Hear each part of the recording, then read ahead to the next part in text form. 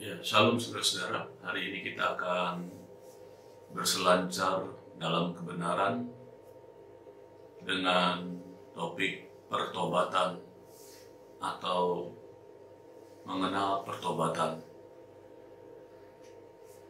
Pertobatan adalah langkah pertama yang kita ambil untuk menerima keselamatan Allah yang ditawarkan Allah kepada kita melalui Tuhan Yesus Kristus.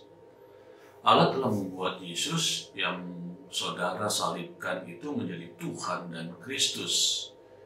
Ketika mereka mendengar hal itu, hati mereka sangat terharu. Lalu mereka bertanya kepada Petrus dan rasul-rasul yang lain, "Apakah yang harus kami perbuat, saudara-saudara?" Jawab Petrus kepada mereka, "Bertobatlah dan hendaklah kamu masing-masing memberi dirimu dibaptis dalam nama Yesus Kristus untuk pengampunan dosamu, maka kamu akan menerima karunia Roh Kudus." Itu di dalam Kisah Rasul pasal 2 ayat 36 sampai 38, saudara. Nah, hal-hal yang tidak termasuk di dalam pertobatan, supaya saudara mengerti, suka-suka kita merasa bahwa hal-hal ini adalah pertobatan, padahal tidak. Beberapa hal yang bukan termasuk dalam pertobatan. Yang pertama, merasa bersalah. Ya. Keadaan merasa bersalah itu sebenarnya baik, tapi kalau tidak ada langkah yang benar untuk mengaku dosa dan sebagainya, tetap bersalah, saudara. Ya, maksudnya masih masuk di dalam prinsip kehidupan yang berdosa. Jadi perasaan bersalah tentang dosa-dosa kita rasakan sebelum pertobatan. Tetapi perasaan itu bukanlah pertobatan itu sendiri, saudara. Waduh, aku menyesal. Itu belum disebut pertobatan, baru menyesal, saudara ya. Merasa bersalah atas perbuatan dosa yang dilakukan. Seorang yang bertobat pertama-tama merasa bersalah tentang dosa mereka, tetapi tak semua yang merasa bersalah itu benar-benar bertobat. Ya, jadi mentang-mentang kita merasa bersalah, terus kita merasa sadar gitu, ya sudah itu pertobatan. Belum, saudara ya. Di dalam Kisah 24 ayat 25 dikatakan demikian ayat firman-Nya.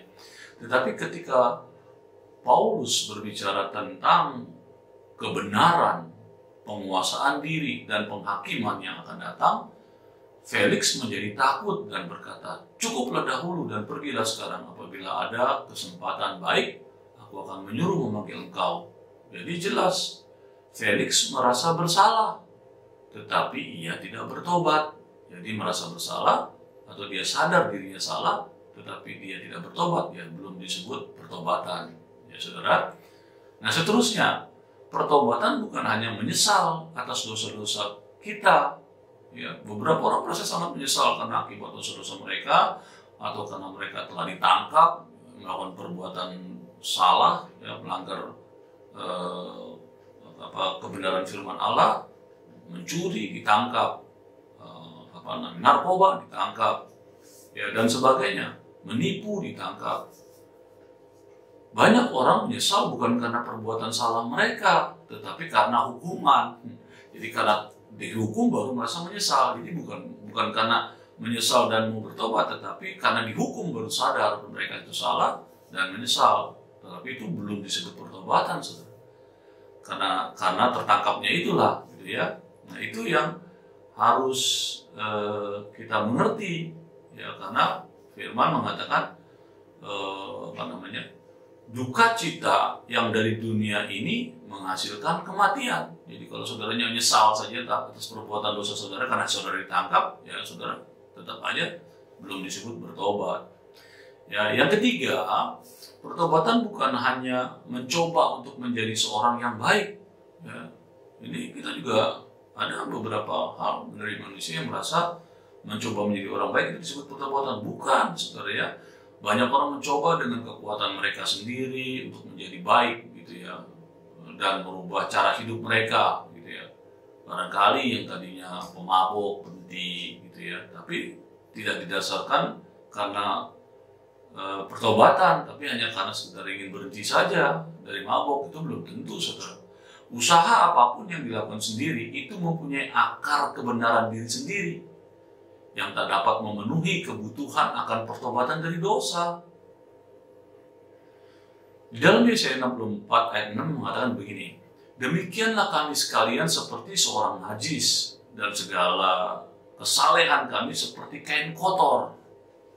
Kami sekalian menjadi layu seperti daun, dan kami lenyap oleh kejahatan. Kamu seperti daun dilenyapkan oleh angin. Ya, jadi begitu saudara ya. Jadi dengan cara kita mencoba berbuat baik itu bukanlah sebuah pertobatan yang sesungguhnya. Yang seterusnya, pertobatan bukan juga menjadi seorang yang agamawi. Saudara mentang-mentang menjalankan prosesi-prosesi keagamaan, terus saudara dianggap sudah bertobat. Enggak, saudara. Pertobatan tidak seperti itu. Ya, orang-orang Farisi di Alkitab yang kita baca sebagai orang percaya terlalu rohani di dalam tindak tanduk ataupun apa saja yang mereka lakukan. Mereka itu rohani, saudara. Mereka berpuasa, mereka berdoa, dan mereka melakukan upacara-upacara keagamaan, tetapi mereka tidak pernah bertobat, saudara. Karena firman Allah mengatakan demikian di Matius 3 ayat 7-10 di dasar ayatnya, gitu ya. Tetapi waktu ia melihat banyak orang Farisi dan orang Saduki datang untuk dibaptis, berkatalah ia kepada mereka, hai kamu keturunan ular beludak, siapakah yang mengatakan kepada kamu bahwa kamu dapat melarikan diri dari murka yang akan datang? Jadi hasilkanlah buah yang sesuai dengan pertobatan. Dan janganlah mengira bahwa kamu dapat berkata dalam hatimu, Abraham adalah bapa kami. Karena aku berkata kepadamu, Allah dapat menjadikan anak-anak bagi Abraham dari batu-batu ini. Kapak sudah tersedia pada akar pohon, dan setiap pohon yang tidak menghasilkan buah yang baik pasti ditebang dan dibuang ke dalam api. Selanjutnya, pertobatan bukan hanya mempunyai pengetahuan tentang kebenaran, saudara. Ya, jadi mentang-mentang kita ngerti firman Allah terus kita bertobat, belum tentu. Ya, karena pertobatan itu timbul dari dalam hati dan mengaku, ya gitu. Ya, kita lihat ayatnya. Mempunyai ilmu pengetahuan yang tinggi tentang kebenaran tidaklah menjamin bahwa kebenaran telah menjadi realitas dalam kehidupan seseorang. Mempercayai dengan otak dan mempercayai dengan hati adalah berbeda. Ya, di dalam Roma 10 ayat 10 dikatakan demikian. Engkau percaya bahwa hanya ada satu Allah saja, itu baik. Tetapi setan-setan pun, saudara, juga percaya akan hal itu, dan mereka gentar. Ya, di dalam Yakub 2 ayat 19 sampai 20 dikatakan demikian. Hai manusia yang bebal, maukah engkau mengakui sekarang bahwa iman tanpa perbuatan adalah iman yang kosong? Jadi kita ngaku-ngaku kita orang yang percaya, tapi ternyata sikap dan perbuatan kita tidak ada pertobatan. Ya, saudara. Seterusnya, sekarang tadi kita belajar beberapa pertobatan yang ternyata bukan pertobatan. Sekarang kita belajar apakah pertobatan yang benar itu. Ya.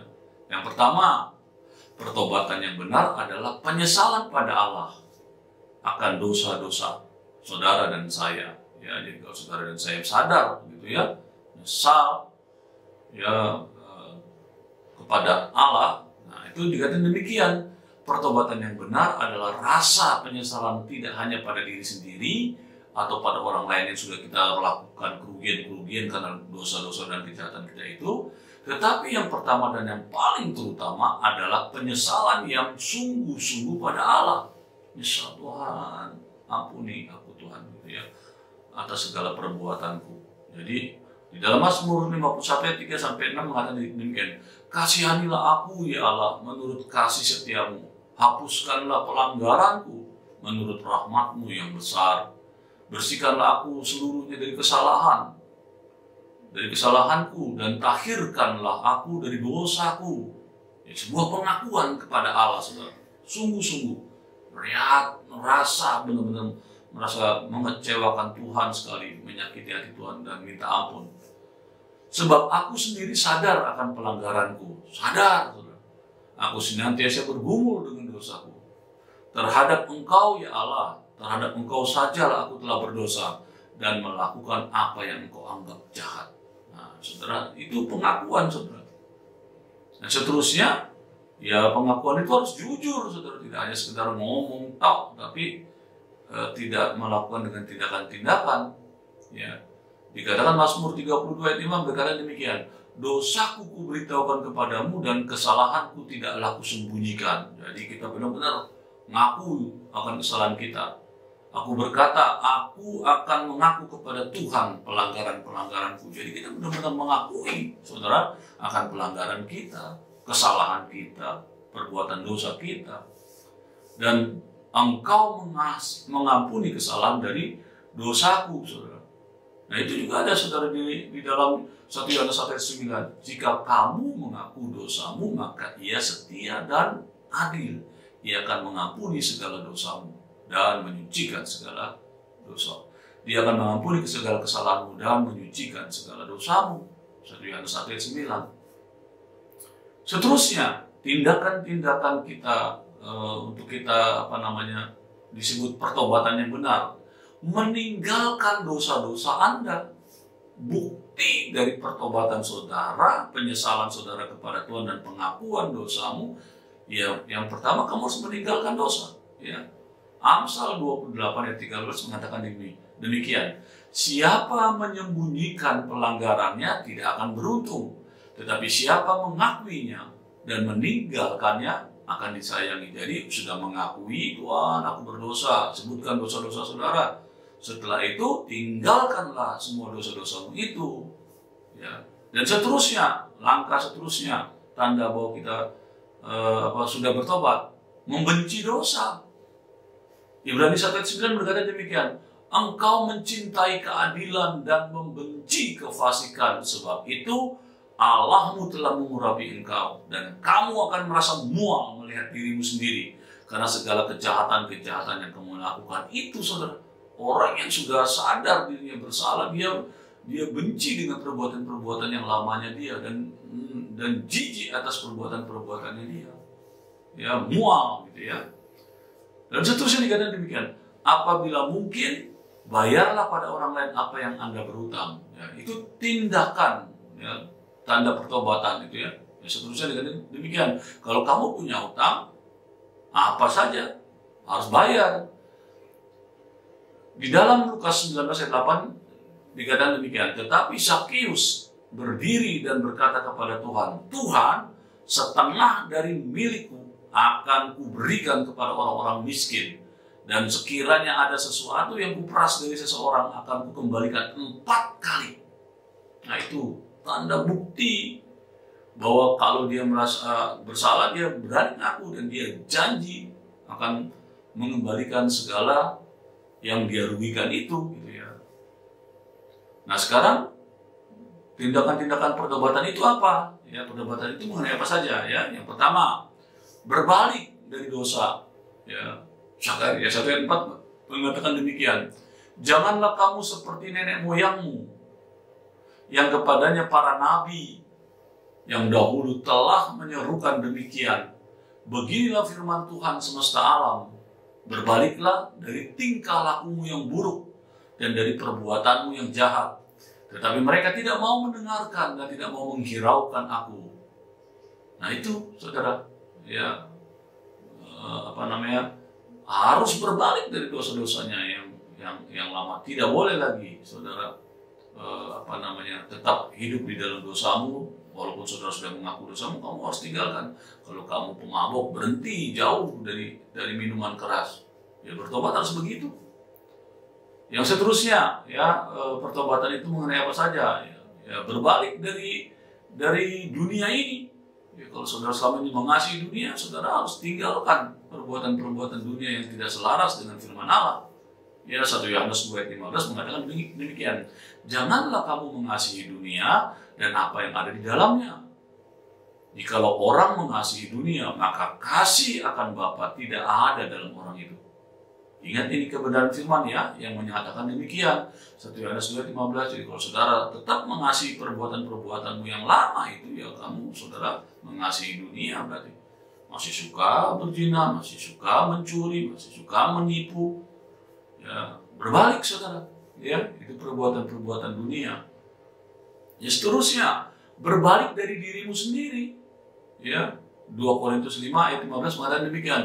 Dan Kristus telah mati untuk semua orang supaya mereka yang hidup, saudara dan saya, tidak lagi hidup untuk dirinya sendiri, tetapi untuk Dia, untuk Yesus yang telah mati dan telah dibangkitkan untuk mereka. Jadi waktu kita sudah percaya kepada Dia, tindakan kita adalah berbalik dari diri kehidupan kita yang lama dan kita melakukan semua perbuatan-perbuatan itu untuk Dia. Nanti kalau kita berbuat baik karena untuk Dia, untuk kemuliaan Dia.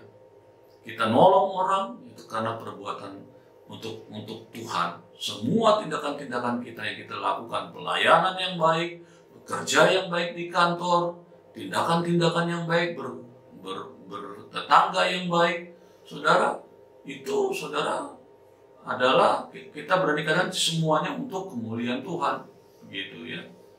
Nah, yang seterusnya, berbalik dari iblis. Oh, banyak orang-orang saudara yang terikat dengan kuasa kegelapan tapi masih senang sudah percaya Yesus, masih percaya juga sama iblis. Itu namanya sinkritisme, saudara. Kisah 26 ayat 18, Kisah Rasul pasal 26 ayat 18 mengatakan demikian. Untuk membuka mata mereka supaya mereka berbalik dari kegelapan kepada terang dan dari kuasa iblis kepada Allah. Jadi jelas ya, saudara harus berani meninggalkan dari kuasa-kuasa yang dulu mengikat saudara, ya, untuk saudara tidak lagi melakukan.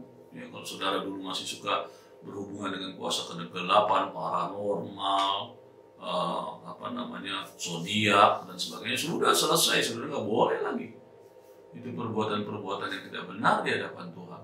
Berjalanlah bersama dengan Tuhan, Tuhan akan menuntun langkah hidupmu, gitu ya. Oke, seterusnya, ya, berbalik kepada Allah.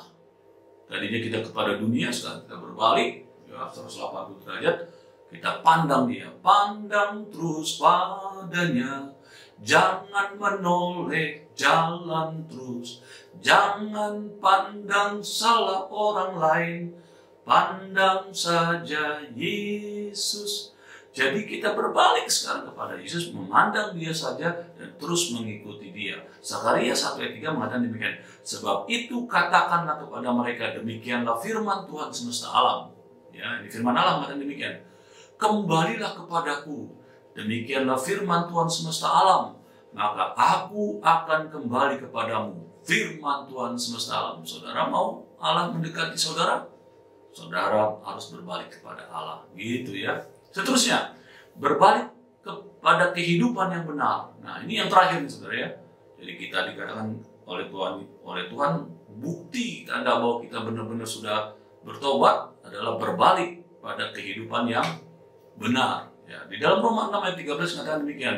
Janganlah kamu menyerahkan anggota-anggota tubuhmu kepada dosa untuk dipakai sebagai senjata kelaliman.